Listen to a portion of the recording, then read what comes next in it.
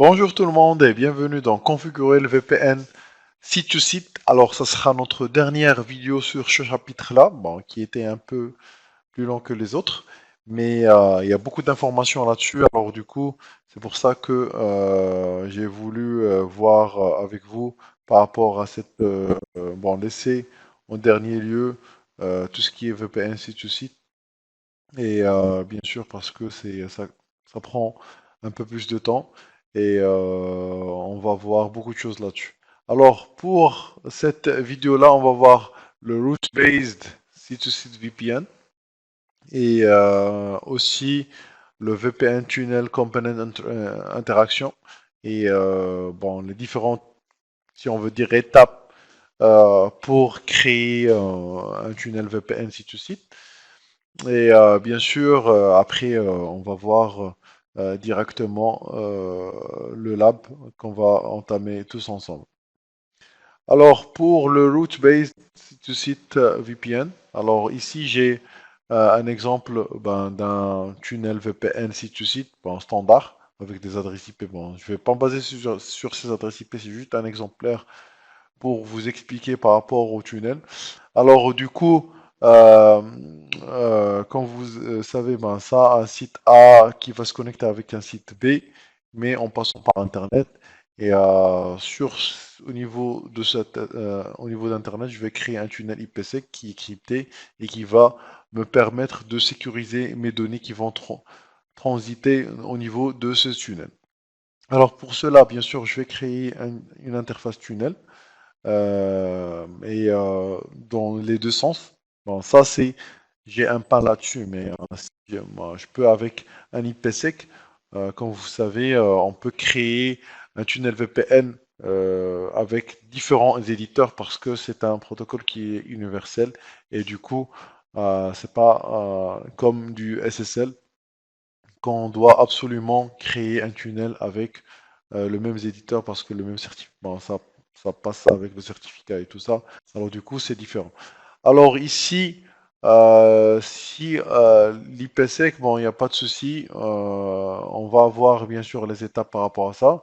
Et par rapport au route-based, alors au niveau, c'est automatique par rapport au tunnel, il va créer sa propre route et il va se baser sur cette route. Bon, il sait très bien que cette adresse-là, qui est bien sûr au niveau de l'autre site, va passer sur le tunnel 1.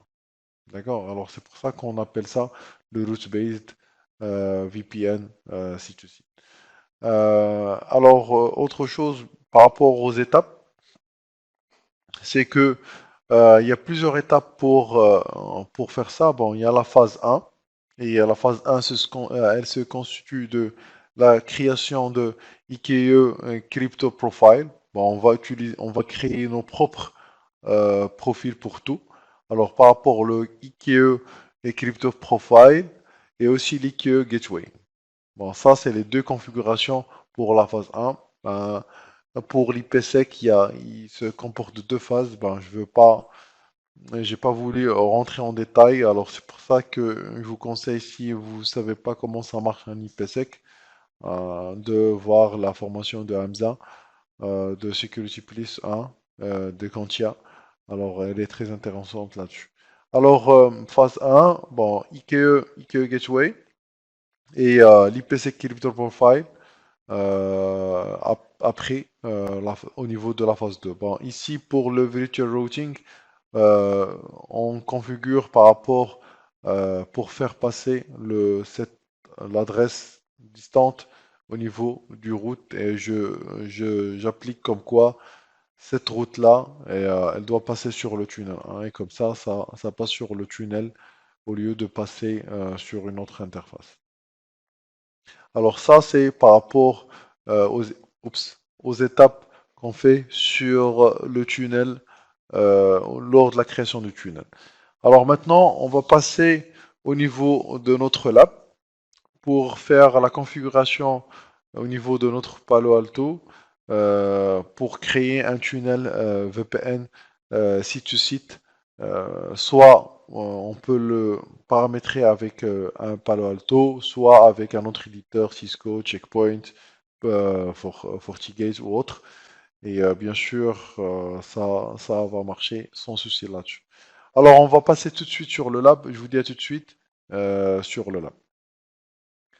Bon, tout d'abord, pour la création du VPN, si tu cites, alors on va créer au niveau de Palo Alto, mais j'ai pas d'autre firewall pour. Bon, j'ai un autre firewall Palo Alto, mais ça tourne pas sur de 16 gigas bon, dans une seule machine, les deux firewalls, parce que c'est minimum 5,5 et ça fait 11 et aussi avec d'autres machines.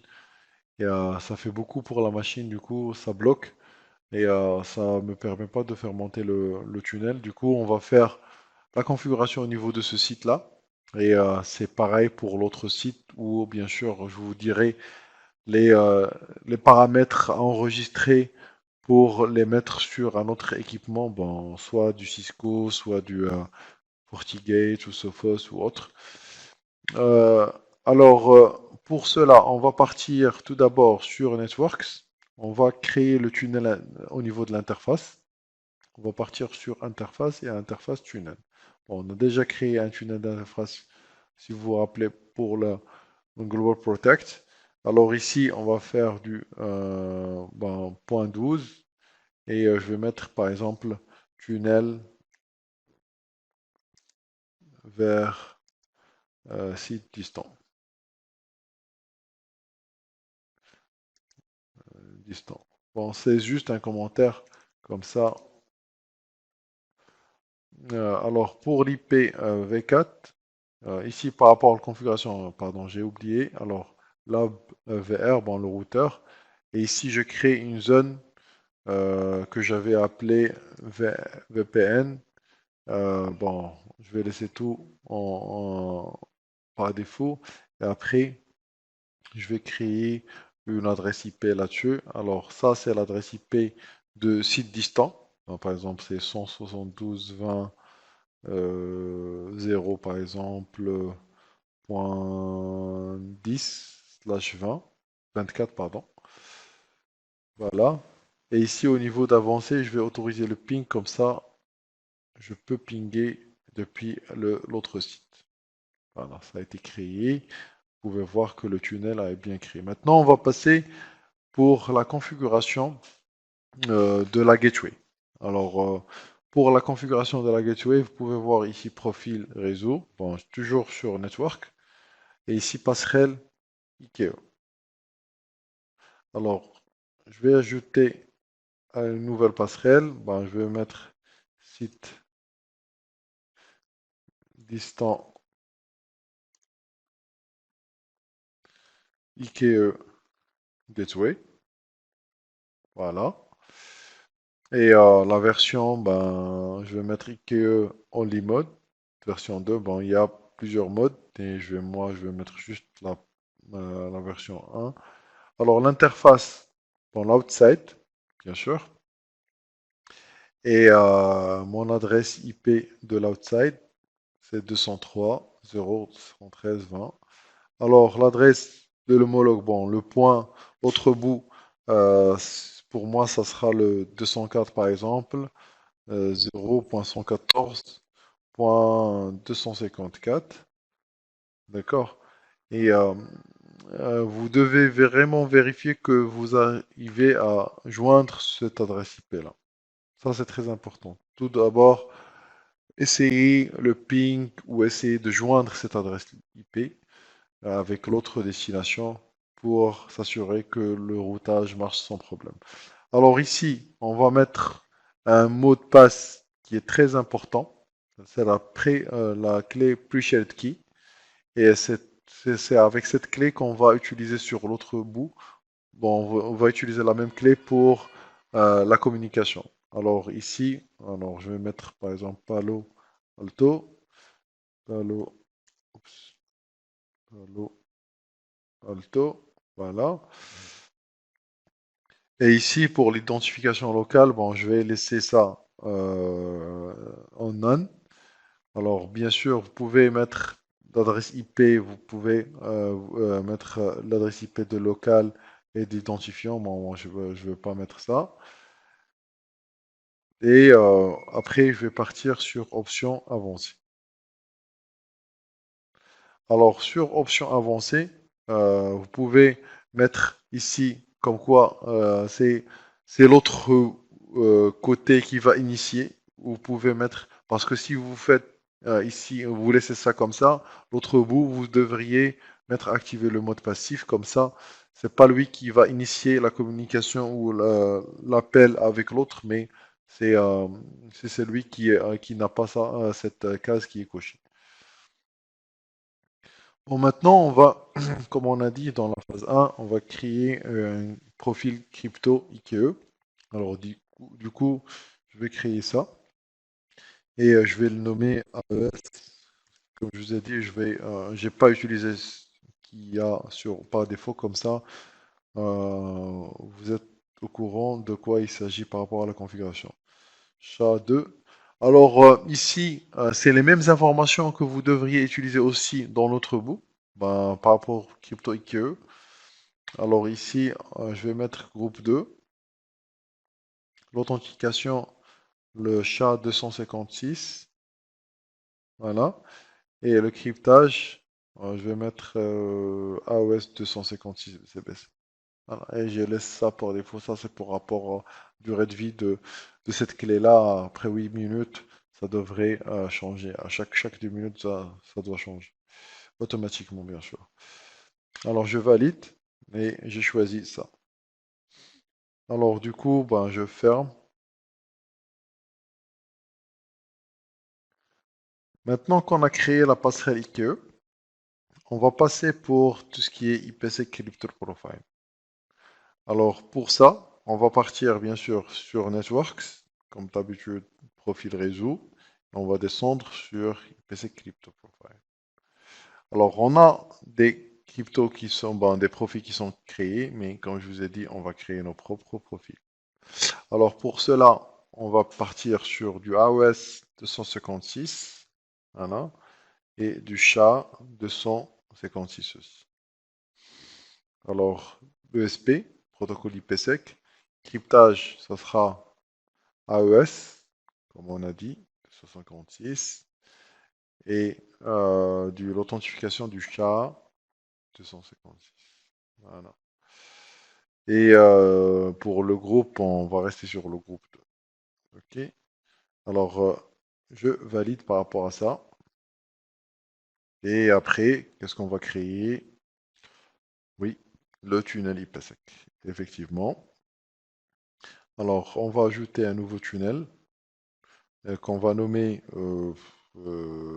site distant tunnel. Alors, site distant tunnel, voilà. Alors, l'interface, alors, bien sûr, c'est l'interface tunnel qu'on a créée, 1.2. Et aussi pour la clé, bon, ça sera une clé automatique. L'adresse IP, bon, l'adresse IP de la passerelle ou la passerelle, bon, ça sera avec une adresse type de l'adressage par exemple. Type de l'adresse, ça sera IPv4. Bon, la passerelle, c'est l'IKE qu'on a créé, passerelle IKE. Et pour le profil crypto, ben, qu'on a créé aussi, j'ai mis AED, pardon, je vais le modifier de suite. Bon, c'est pas grave, je le laisse comme ça. Alors, D 256 achat. Bon, je peux le modifier après et comme ça va se modifier ici. Alors, maintenant, je vais cliquer ici pour montrer les options avancées. Et au niveau du tunnel, bon, je vais utiliser la surveillance là-dessus. Alors, je vais euh, pour ça, c'est pour tester est-ce que le tunnel est up ou pas. Alors, je vais pinguer ou à chaque fois il fait un test vers cette adresse IP. Alors 0.1 par exemple. Voilà, et le profil en none. Alors maintenant, je vais partir sur IDD Proxy. Alors là, IDD Proxy, on l'utilise juste si on a un autre site distant, mais pas avec Palo Alto, mais avec un autre éditeur. D'accord? Alors on met ça. Alors J'ajoute l'ID proxy que je vais mettre, par exemple, site distant network. Bon, en local, bien sûr, c'est le 192.1.0/24 et en distance, c'est le 172. Ben, ça, c'est le site local distant, hein. Alors 0.0/24.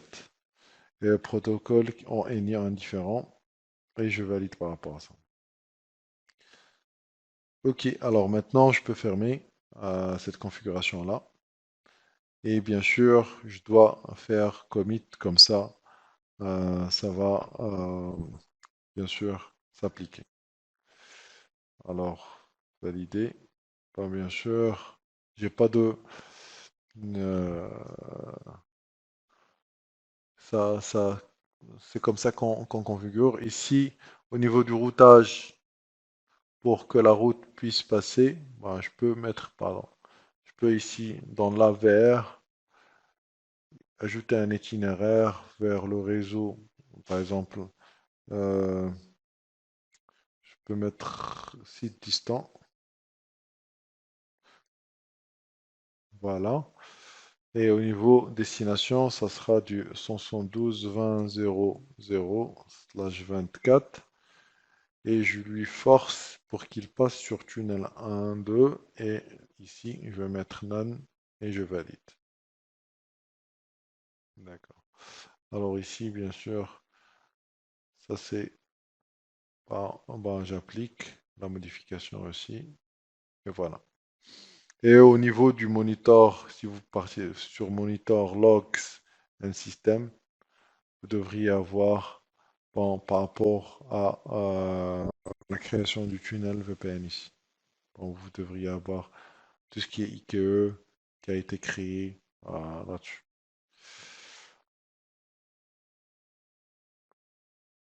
Bon, voilà. Alors ça, c'était par rapport à l'IPsec, VPN site-to-site.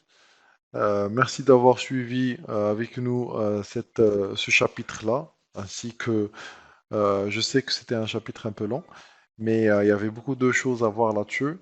Et si vous respectez ces étapes pour le tunnel VPN site-to-site, il n'y a pas de souci par rapport à ça. Pour créer le tunnel, il y avait beaucoup de choses à voir. Ben, le Global Protect, c'est un produit qui est très fort au niveau de Palo Alto. Et bien sûr, on a pu voir comment on peut le configurer, ainsi que les avantages d'avoir le Global Protect sur nos postes. Merci d'avoir suivi et je vous dis à la prochaine vidéo sur alform.com. Juste restez connectés et comme ça, on va continuer sur notre formation Palo Alto et on va voir beaucoup plus au niveau de ce magnifique firewall qui existe sur le marché. Merci, à très bientôt. Au revoir.